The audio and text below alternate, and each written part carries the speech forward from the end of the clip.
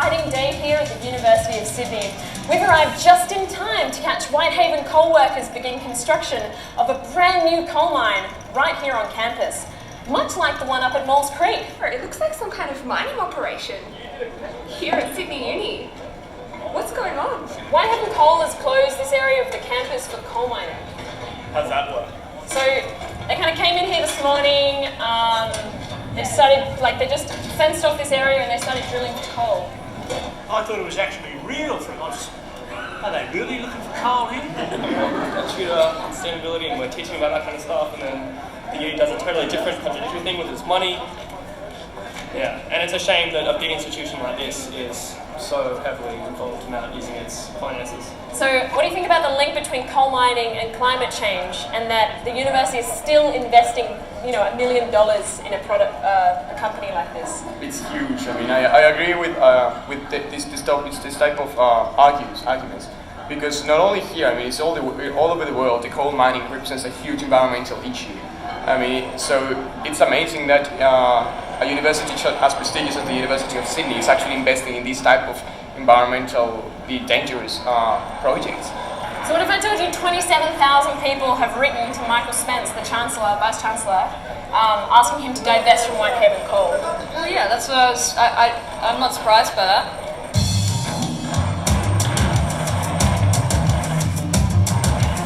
Well, what a glorious way for the University of Sydney to show their progressive investments by bringing Whitehaven Coal right here onto campus. We're Greenpeace, and you're watching the construction of another senseless coal mine.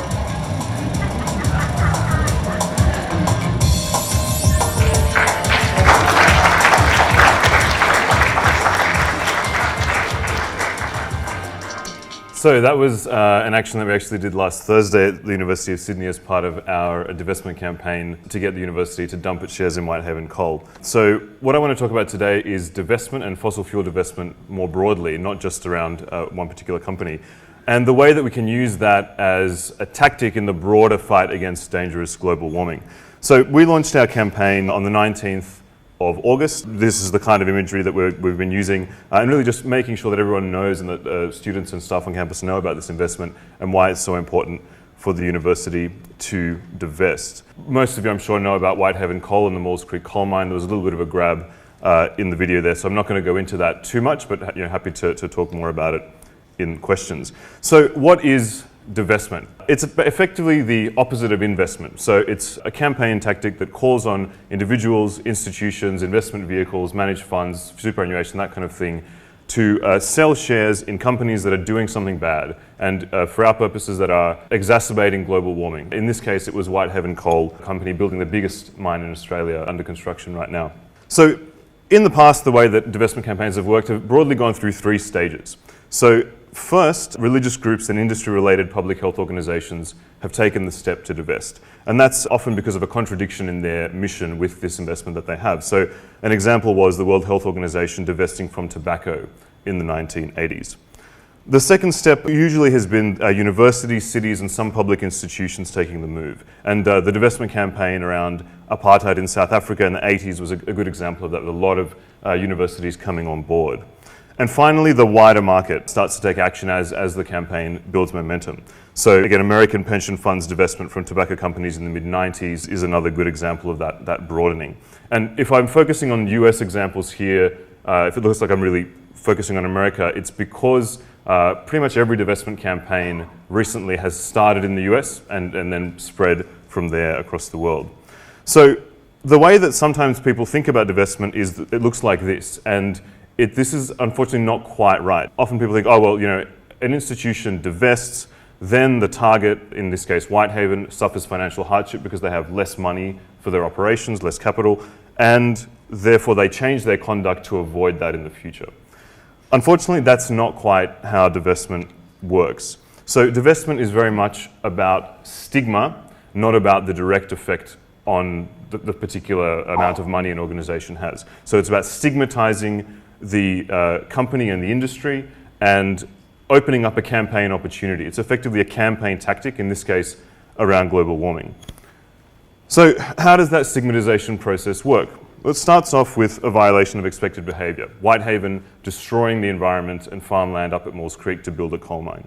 Campaigners talk to external audiences, people in the community, supporters, and talk to them about how this threatens the legitimacy of that particular institution.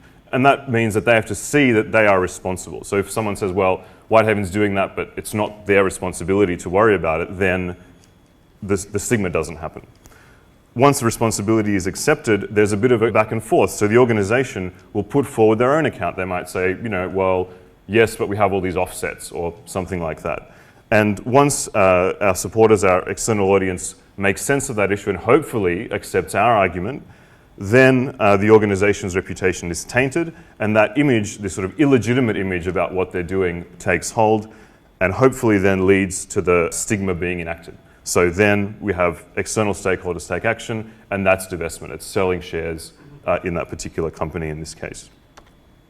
So with that, just to tell you a little bit about our campaign, a week after we launched our campaign in August, we had thousands of people write to the Vice-Chancellor calling for him to dump Whitehaven coal, and the university released a statement saying that they would institute an investment review, and that during that review they would suspend all new purchases of Whitehaven coal shares and of fossil fuel stocks in the ASX more broadly by the University of Sydney. That got a lot of coverage. It was the first institution to make this sort of decision in Australia. I haven't picked the Herald Sun because I like it. It's just, their font is pretty big on their website, so it was a bit easier to see. But interestingly, and I think it shows perhaps the potential power that divestment campaigning can have, we got a pretty strong response from the fossil fuel industry and its lobbyists. So Stephen Galloway of the New South Wales Minerals Council called us environmental bullies, said that it was a shame that the university caved into the bullying of environmental activists masquerading as financial advisors, and if you look at the bottom of that quote, actually kind of threatened us by saying that what we're doing is illegal, and they're shopping around this report that says divestment campaigning actually contravenes Australian law, and there's some implicit threat there, which is, I think, just wrong. The next day, Paul Flynn, the CEO of Whitehaven Coal, came out and said that what we were doing was green imperialism. And what he meant by that, I think, if I can get through the fog of logic, was that because we were campaigning against fossil fuels and against a coal company, we were denying people in the third world access to cheap energy. That's a completely false argument. And I'm happy to talk in the Q&A about why that's the case, but for now I'll just leave it there and say that it is completely erroneous. So why so scared? I mean, what are the effects of stigmatization? Why do these organizations that usually try not to say too much in response to activists and political campaigns against them to avoid giving us oxygen, I mean, why do they feel the need to respond? Well, as I said before, the direct impact is not very much. $1 million is nothing when it comes to Whitehaven, which has a market capitalization of about $1.6 billion, and it's not a big part of the University of Sydney's $1 billion endowment either. So what are they worried about? The negative image that they get as a result of that stigma. And that impacts them in a number of ways, but including having people that they used to be able to talk to and influence not wanting to be publicly associated with them anymore. And crucially, and this is the key one, it opens the door to legislative or regulatory intervention. So we see in the case of the tobacco industry, still relatively profitable, but regulations and laws restricting smoking, restricting tobacco have had a big impact on their operations. Plain packaging, no advertising, restrictions on where you can sell cigarettes, where you can smoke them, and most political parties not taking donations from tobacco companies, and organisations that do are very, very shy about it. So the IPA, for example, which almost certainly does take money from tobacco companies, very, very quiet about that and tries not to let it get out. Changes in market norms. So for example, if a divestment campaign targets banks that are funding fossil fuels, as 350.org and Market Forces are doing at the moment, then it can be harder for those institutions, for those companies to get financing. It's not always the case, but it can have that effect. And then, of course, there is the minor direct impact. So there will be some reduction in the amount of money that they have to play with, but not too much. So we talked before about these three different waves of a divestment campaign, and right now we're somewhere between 1 and 2 there. We've started to get universities and other institutions on board, but the wider market hasn't started to respond yet, although there are organisations campaigning in that space. So if we think about impact and the way it might go the way we might take this in the future, and the potential for this tactic to go broader, and look at some of the numbers, it gets very interesting. So Australian universities have about $4 billion all up in their endowments. That's a little bit out of date now. This is a couple of years old, so it might be a little bit more than that. But you see how that is dwarfed by the size of American universities' collective endowments, around $400 billion that they have to invest. So when we look at Australia, it's not quite so big. However, we have another really important lever here where the numbers are a lot better, and that's our superannuation system. So if you look at Australia there's some money there, the sovereign wealth funds, but retirement, pension and superannuation funds, we actually are really, I don't like the phrase punching above our weight, but we have a substantial amount of money, and pretty much every Australian has money in super, and so we are all implicated in how our super funds spend our money, and frankly most of us don't know. I've got some idea because I've looked into it, but I think most people don't have any sense of where their super fund is spending their money, or in fact often who their super fund is. So that is an underexplored area where divestment can be, I think, effective in the future. So what can you do, what can we all do from this point forward, having kind of gone through some of what we've been doing and what others have been doing?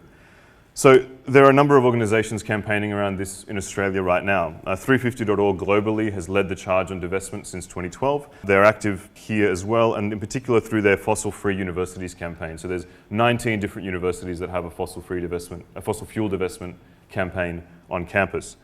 350.org and Market Forces are working together at the moment, targeting Australian banks and calling on people that have accounts with banks that fund fossil fuel projects to divest. There's a divestment day that they have coming up on October 19th, which is kind of a public campaign event where people kind of go into their bank and do that publicly. I've spoken about our campaign, and I'll mention as well Future Super, which is a superannuation fund that was founded, I think, just this year, which is promotes itself as Australia's first fossil fuel-free superannuation fund. And that's not an exhaustive list, and I apologise if I've left anybody off there. It's not intentional. But the point is that there are a lot of organisations campaigning, and it is really an underutilised tool at this point in Australia. It's really only sort of a year and a half maybe that this sort of divestment work has been going on, and I think it gives us as a movement a huge amount of power that we can tap to fight environmental destruction and dangerous global warming. Thanks.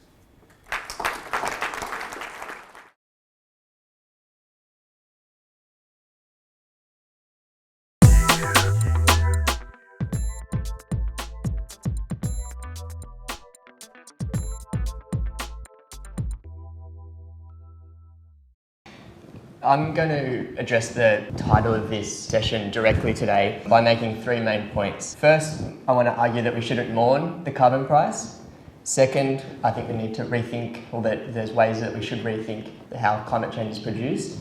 And third, we need to look beyond the market if we're going to create a credible pathway away from fossil fuels and towards a clean energy economy. So first, politically, of course, the carbon price was a retrograde move by a government that's deeply hostile to doing anything about climate change. But in policy terms, I think that the impact has not been as bad as we might think. Unfortunately, the last decade of climate policy internationally has shown that the market-based approach to climate policy simply doesn't work. So the graph on the screen that I've got up now shows the prices of carbon in the two international schemes that the Australian carbon price was linked to, or was going to be linked to from next year. So originally our scheme was linked to the United Nations carbon offsetting scheme. The price for that scheme is the lighter line on the graph that begins in 2008. As you can see, that price has been close to zero, about 40 cents for the last few years. A year after the climate package was first introduced, the Labor government, with the support of the Greens, sensibly decided to restrict our link to that scheme, but at the same time opened up a link with the European scheme. The European scheme's price is the darker line that starts in 2005. As you can see, with that line, with that carbon price, it was incredibly volatile for the first couple of years, and since about 2009, it's been on a downward spiral, and it's currently in single digits below $10, and it's not going to go above that until at least 2020. So, because the Australian carbon price was linked to these international schemes, unfortunately, it was going to repeat many of the same failures of the UN scheme and the European scheme. If we're going to be relying on price signals to drive the transition to a clean energy economy, having one that's very volatile and secondly very low is not going to be much help. Incidentally, the other bars on the screen there show the carbon trading activity on one of the main carbon stock markets. It shows that despite the collapsing carbon prices that we saw, the financial trading activity's gone up fairly consistently, which shows that apart from the fossil fuel industry, there's one other winner from the carbon trading approach, and that's the finance industry. So the second point I want to make is that there's some of these technical details of pricing and trading, which I've gone straight into, I'm guilty of, which inevitably dominates the debates, the public debates over marketised climate change. I think tends to cloud our understanding of the actual nature of the climate problem that we're facing. One thing that the anti-coal and coal seam gas movement's done really, really well, I think, is they've exposed the terrible reality of fossil fuel extraction. And I think we need to do the same at the point of combustion, at the point of carbon pollution itself as well. So one place to start is looking at who exactly is responsible for the climate problem in Australia. So when we do this, what someone like Ross Garnaut, who described the climate change problem as this wicked policy problem because of its overwhelming complexity, I think becomes a lot more clear and a lot more simpler. So for example, we can look at data from the federal government's emissions website and particularly from the carbon price, and that shows that just 10 owners, so that's made up of 7 corporations and 3 state governments, were responsible for something like 2/3 of the emissions that were regulated under the climate package under the carbon price. That was AGL, Energy Australia, GDF Suez, the Queensland Government, Origin, Woodside, Rio Tinto, the governments of WA and New South Wales, and BHP Billiton. So all climate criminals that we're quite familiar with. I've attempted to illustrate the dominance of those carbon markets by a few of those big polluters with the graph on the screen now, where each of the different size bubbles represents the proportion of emissions that each of those corporations control in the market. So as you can see, there's lots of really tiny bubbles in there, and then there's a few really, really big ones, which represents those big energy companies and big mining and steel companies as well. We can further demystify the climate problem by looking at where the emissions come from and how they're actually being produced. So if we look at electricity generation alone, over half of the emissions that were covered by the carbon price are coming from just 20 large-scale fossil fuel electricity generators. So as you can see on the graph there, or on the map there, they're all clustered in 5 regions in WA, Victoria, New South Wales and Queensland. We're often told, I guess the neoliberal line is that planning is doomed and only that the market can come up with the most efficient solutions. But recognising that the responsibility for Australia's climate change problem lies in just a handful of corporations, a handful of state governments who own a few large coal-fired power stations, I think it suggests instead that the irrationality lies in allowing these big polluters to trade their way out of responsibility by throwing them into a carbon market. So, therefore, the third and final argument that I want to make today is that the nature of the climate problem in Australia, I think, lends itself to a much more direct approach than what we've been putting on the table so far. We know who the climate criminals are, we know where they are, we know what they're doing, and it's quite feasible and quite possible and quite necessary to take them on much more directly. So if I'd made that graph that I put up before, the bubble graph on who's responsible for carbon emissions in Australia, at the top of that list would have been the New South Wales government. If we went back to the 1990s, the Victorian government would be there too. Most of those energy assets have since been privatised.